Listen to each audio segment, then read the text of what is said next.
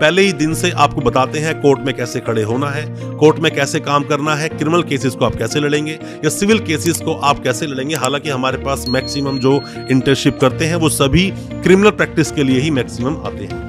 उसके लिए आपने जैसे ही एडमिशन लिया अपनी क्लासेस अटेंड करते रहिए, थोड़ा टाइम आप दीजिए। दोस्तों, कोई भी स्टूडेंट अगर एलएलबी करना चाहता है, एलएलबी करने के लिए हालांकि उसके पास बहुत सारे ऑप्शंस होते हैं। 3 साल की लॉ कर लीजिए या 5 साल की लॉ कर लीजिए, आप एडवोकेट, आप मतलब वकील बन जाएंगे, आप अच्छे लॉयर बन जाएंगे। डिपेंड करता है प्रैक्टिस आप कैसे कर रहे हैं। एलएलबी करने से पहले अगर आपकी फैमिली में कोई भी अगर एडवोकेट साहब हैं, आपकी फैमिली से हो, आपके जानकारी में हो, रिश्तेदार में हो या आपको कोई फ्रेंड हो, तो बहुत अच्छी बात है। आपको कहीं ना कहीं से एक्सपोजर मिलना शुरू से ही शुरू हो जाएगा, आप प्रैक्टिकली चीजें जानना शुरू कर देंगे।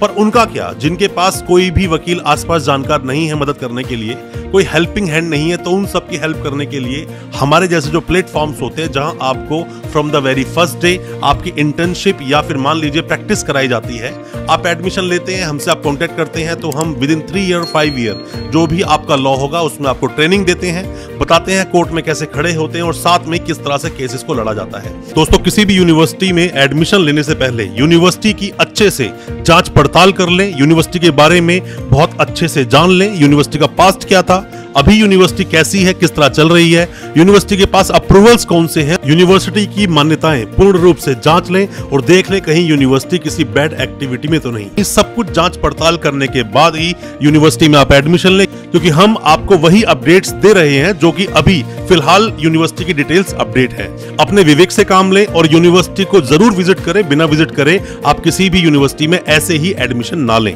एलएलबी करने के क्या फायदे हैं, साथ में एलएलबी कैसे की जाती है, ड्यूरेशन क्या है, फीस क्या है, अच्छी यूनिवर्सिटीज कौन कौन सी हैं, सरकारी से एडमिशन लें या फिर प्राइवेट यूनिवर्सिटीज या कॉलेजेस में एडमिशन लें, ऐसे कई सारे आपके दिल में सवाल आते हैं। और साथ में ये भी सवाल आता है कि आप एलएलबी करने के बाद में अपनी प्रैक्टिस शुरू कैसे करेंगे, क्रिमिनल में प्रैक्टिस करेंगे, सिविल में प्रैक्टिस करेंगे, मैट्रिमोनियल में आप जाएंगे या फिर चेक बाउंसिंग के केसेस भी बहुत सारे वकील इंडिविजुअल लड़ते हैं। ऐसे बहुत सारे अलग अलग सेक्टर्स आपके बन जाते हैं। क्रिमिनल प्रैक्टिस का एक अलग ही मजा होता है, अलग ही रुतबा होता है। जब कोई वकील बनता है तो उसकी समाज में जो रिस्पेक्ट होती है, डिग्निटी बहुत हाई हो जाती है और अपने आप में अच्छा फील होता है। तो मैं बहुत कुछ आपसे डिस्कस करने वाला हूं आज अपने इस वीडियो में, खास करके उन सभी वकील भाइयों के लिए या फिर उन सभी एस्पिरेंट्स के लिए जो अभी एलएलबी में एडमिशन लेना चाहते हैं और from the very first day मतलब पहले ही दिन से प्रैक्टिस करना चाहते हैं, उनके लिए ये वीडियो बहुत काम का है। ज्यादा कुछ जानने के लिए दोस्तों बने रहिए हमारे इस वीडियो के साथ। दोस्तों, अगर ये वीडियो आपको अच्छा लग रहा है तो अभी वीडियो को लाइक करें ताकि हमें और मोटिवेशन मिल सके,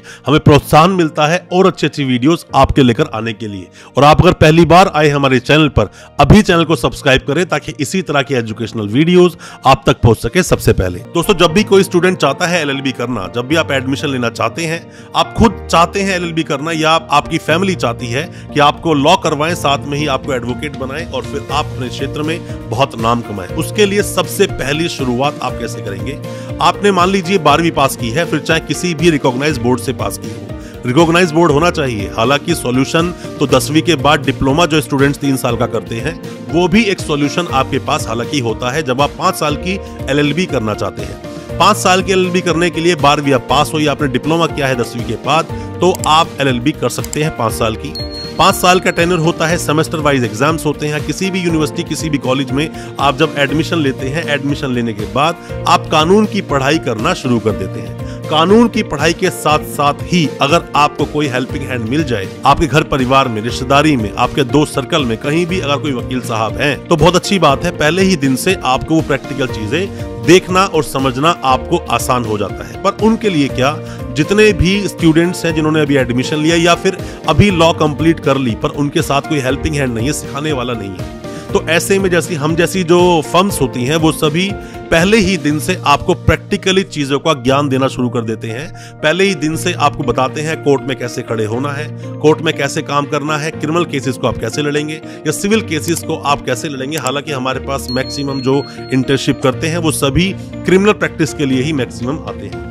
उसके लिए आपने जैसे ही एडमिशन लिया अपनी क्लासेस अटेंड करते रहिए, थोड़ा टाइम आप दीजिए और साथ में कोर्ट का जो कामकाज होते हैं उन्हें आप समझिए, क्योंकि आगे जाकर जब आप अपनी वकालत कंप्लीट कर लेंगे, 3 साल की एलएलबी करें या 5 साल की एलएलबी करें, कंप्लीट करने के बाद में जब आप देखते हैं तो प्रैक्टिकली चीज जब आपके सामने आती है तो कई बार वो आपके लिए आसान नहीं होता, वही हम लोग आपको सिखाते हैं। अगर आप 5 साल की LLB करना चाहते हैं, आपने 12वीं पास की है किसी भी रिकॉग्नाइज बोर्ड से, या फिर आपने 10वीं के बाद डिप्लोमा किया है तो आप कर सकते हैं, या फिर 3 साल की LLB आप करना चाहते हैं, आपने ग्रेजुएशन कंप्लीट की है या फिर आपने मास्टर्स कंप्लीट की है, और मान लीजिए कि ग्रेजुएशन में आपके 45% मार्क्स नहीं है, क्योंकि LLB करने के लिए 45% मार्क्स मिनिमम होने ही चाहिए, वरना आप LLB कर नहीं पाओगे। अब मान लीजिए आपकी ग्रेजुएशन में 45% मार्क्स नहीं है, पर आपके मास्टर्स में 55, 60 या 60 से अबव मार्क्स हैं, तो आप LLB में एडमिशन बिल्कुल ले सकते हैं। ऐसी कोई प्रॉब्लम नहीं है, निसंकोच आप एडमिशन ले पाएंगे।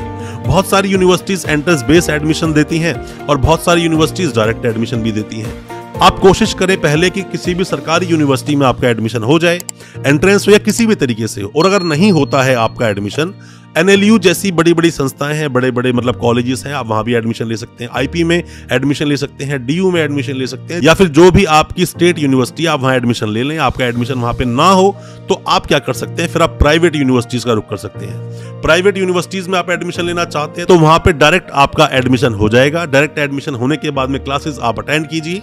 क्लासेस जो भी आप अटेंड करते हैं, मूट कोर्ट में कैसे आप प्रैक्टिकली चीजों को सीखते हैं, क्योंकि दोस्तों मैंने आपको कई बार आपको बताया है, जितने भी प्रैक्टिकल कोर्सेज होते हैं उन सभी में एक्सपोजर का मिलना बहुत जरूरी है। एक्सपोजर इन द सेंस कि बार बार कोर्ट जाना, क्लाइंट्स की फाइलों को पढ़ना, केसेस को पढ़ना, केस स्टडी करना, साथ में ही जो अलग अलग केसेस से रिलेटेड अलग अलग एक्ट्स होते हैं। मान लीजिए कोई भी आपने देखा कोई सेक्सुअल ऑफेंस है, छोटे बच्चे के साथ है, तो वह पॉक्सो आता है। आपने NDPS जैसे मादक पदार्थों के मामले देखे होंगे, नशीले पदार्थों के जो मामले बनते हैं, आपने मर्डर केसेस देखे होंगे, बहुत सारे अलग अलग तरह के कोर्ट केसेस होते हैं। डिपेंड करता है किसमें आप प्रैक्टिस करने वाले हो। क्रिमिनल प्रैक्टिस जब आप करते हैं तो क्रिमिनल प्रैक्टिस में बहुत ही ज्यादा एक पेचीदा तरीके से आपको अपनी स्टडी करनी पड़ती है। साथ में ही आपका रुझान देखना बहुत जरूरी है, आप किस साइड जाना चाहते हैं। आपने एडमिशन ले लिया, एडमिशन लेने के बाद फीस की बात करें। फीस सरकारी यूनिवर्सिटीज में कम होती है, बट वहां पर भी फीस देखें तो 20,000 रुपए से लेकर लगभग 50,000 के बीच में पर ईयर की फीस हो सकती है। बट किसी भी प्राइवेट यूनिवर्सिटी में अगर आपने एडमिशन लिया तो आपकी वहां की फीस, शुरुआती जो फीस है पहले साल से, वो भी 40,000 रुपए से लेकर 1 लाख तक पर ईयर की हो सकती है, एज पर द यूनिवर्सिटी। कौन सी यूनिवर्सिटी में आप एडमिशन ले रहे हैं, ये सब उस पर डिपेंड करता है। और साथ में ही आप जानना चाहते हैं कौन सी अच्छी यूनिवर्सिटीज है, कहां से आप लॉ कर रहे हैं, कंपेयर करना चाहते हैं किसी भी यूनिवर्सिटी को, तो कमेंट बॉक्स में अपने सवाल पूछना, हम आपको उसका भी रिप्लाई आपको जरूर कर देंगे। अब दोस्तों बात क्या आती है कि आपने फीस भी जमा कर दी, आपने एडमिशन भी ले लिया, अब आती है अब क्लासेस का नंबर। क्लासेस आप लगाएं, जो भी कॉलेज में पढ़ाया जा रहा है बहुत अच्छी बात है, पर जहां आपका रुझान हो उस साइड जो पढ़ने की चीजें हैं, जो उससे रिलेटेड एक्ट्स हैं, उन्हें भी आप पढ़िए। हालांकि जिनके अंडर भी आप सीख रहे हैं, जिनके अंडर भी आप प्रैक्टिस कर रहे हैं, वहां पर जब आप केसेस में खड़े होंगे तो आपको चीजें अपने आप जाननी शुरू हो जाएंगी, अपने आप चीजें आप समझने लग जाओगे। बट उसके लिए जरूरी है एक्सपोजर का मिलना। किसी भी अच्छी लॉ फर्म में आपको सीखना होगा, ऐसे ही आप वकालत को नहीं कर पाएंगे। कई बार ऐसा देखा गया है, लॉ कंप्लीट करके स्टूडेंट्स आते हैं अच्छे मतलब सीनियर के अंडर, जब वो प्रैक्टिस नहीं कर रहे होते हैं तो कई साल उनके ऐसे ही बीत जाते हैं और बहुत मुश्किल हो जाता है घर के खर्चों को भी पूरा करना, इवन आना जाना। जब भी आप किसी कोर्ट आएंगे जाएंगे, आप पे खर्चे होते हैं तो कवर कैसे होंगे? कवर तभी होंगे जब आपने कुछ काम किया होगा, और काम तभी होगा जब आपके सीनियर ने आपको कुछ काम दिया होगा या फिर आपके पर्सनल लिंक से कुछ केसेस आए हैं। तो बेहतर है जैसे ही आप एडमिशन ले, पहले ही दिन से अपनी उस तैयारी को शुरू कर दें। जैसा मैंने आपको बताया, इसमें हम आपकी मदद जरूर कर सकते हैं। हालांकि हम दिल्ली बेस्ड हैं, दिल्ली में आपकी मदद अच्छे से कर पाएंगे, दूसरे स्टेट में तो हम आपकी ऐसी मदद नहीं कर पाएंगे। दिल्ली में आपको बता सकते हैं चीजें कैसे आपकी चलती हैं। अब एक बात और आप जानिए, आपने अभी लॉ की, लॉ कंप्लीट आपकी हो गई, मूट कोर्ट में अच्छे से आपने अपनी प्रेजेंटेशन दिया, आगे भी बढ़ गए। अब आपकी लॉ कंप्लीट करने के बाद की कहानी शुरू होती है। आपने जैसे ही लॉ कंप्लीट किया, पास होने के बाद में आप जाएंगे प्रोविजनली रजिस्ट्रेशन करवाएंगे बार काउंसिल ऑफ इंडिया में, या आपकी स्टेट जो बार है वहां जाकर आप रजिस्ट्रेशन करवा लेंगे। किसी भी कोर्ट को आप ज्वाइन कर लेंगे। कोर्ट को ज्वाइन करने के बाद जो आपको लाइसेंस मिला, प्रोविजनल लाइसेंस, वो 2 साल के लिए वैलिड है। 2 साल के वैलिड है, इसलिए वैलिड है क्योंकि अभी आपको AB ऑल इंडिया बार एग्जामिनेशन क्रैक करना बाकी है। अभी आपको AB का एग्जाम देना होगा। AB का आप एग्जाम देंगे, उसके लिए फॉर्म्स अक्सर निकलते रहते हैं। जैसे ही आपने फॉर्म फिल किया तो फॉर्म फिल करने के बाद में आपका एक एग्जाम होगा। हालांकि ओपन बुक एग्जाम है, पर मैं आपको बता दूं जो एग्जाम आप दोगे इतना भी ज्यादा इजी नहीं है। थोड़ा सा आप पढ़कर आए हैं तो आपको इजीली क्रैक करने में ज्यादा परेशानी नहीं होगी, आप इजीली उसे पास कर पाएंगे, क्योंकि उसमें सिर्फ क्वालिफाइंग एग्जाम होता है, ऐसे कोई मार्क्स नहीं आते हैं। आप जैसे ही उस एग्जाम को पास कर लेते हैं तो मिलता है आपको परमानेंट लाइसेंस। परमानेंट लाइसेंस मिलने के बाद में जो भी आपने कोर्ट ज्वाइन किया है, आप आगे हाई कोर्ट चले जाइए, सुप्रीम कोर्ट तक आप जा सकते हैं, जाकर ज्वाइन कर सकते हैं। कैसी प्रैक्टिस आप करते हैं?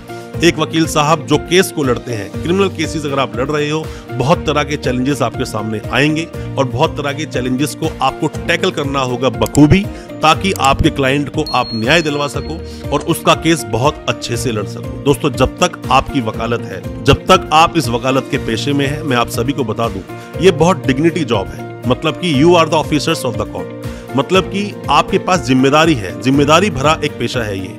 जिम्मेदारी से काम करना होता है, ऐसा ही नहीं बस आपने केस लिया और ऐसे ही चलने दिया सिर्फ कुछ पैसे के लिए, ऐसा नहीं होना चाहिए। जिम्मेदारी निभानी चाहिए, जिम्मेदारी से केस को लड़ना चाहिए। जितना अच्छे से आप केस को प्रेजेंट कर सके, उतना अच्छे से केस को प्रेजेंट करें। अब हार और जीत दो अलग अलग बातें हैं। दो वकील लड़ते हैं, वहाँ पीपी साहब आपके सामने हैं, यहाँ पर आप अपने केस को प्रेजेंट कर रहे हैं, कोई एक तो हारेगा और कोई एक जीतेगा। तो हार से आपको घबराना नहीं चाहिए और जीत का इतना बड़ा श्रेय लेना नहीं चाहिए, क्योंकि सिर्फ आपकी जर्नी है ये जो आपकी वकालत फील्ड में आपको मिली है। काले कोर्ट की आप रिस्पेक्ट करें जो आपको काला कोर्ट मिला है, और पूरी डिग्निटी से अपनी इंटर्नशिप को, पूरी डिग्निटी से अपने जो एक्सपोजर दिया है आपके सीनियर्स ने, और पूरी डिग्निटी से अपने पेशे को निभाएं। बहुत ही इज्जत का, बहुत ही ज्यादा रिस्पेक्टफुल और बहुत डिग्निटी के साथ में आपको जो रिस्पेक्ट मिलती है वो काबिल तारीफ होती है।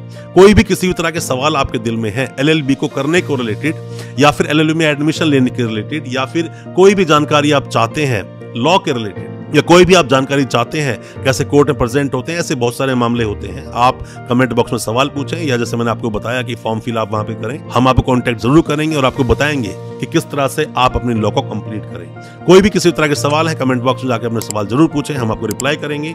और साथ ही अच्छा लगा आज का वीडियो, हमारी वीडियो को ज्यादा से ज्यादा अपने दोस्तों, परिजन, परिवार में शेयर करें, ताकि वो भी अपने आप को जानकार बना सके। बहुत बहुत शुक्रिया दोस्त, धन्यवाद हमारे इस वीडियो के साथ बने रहने।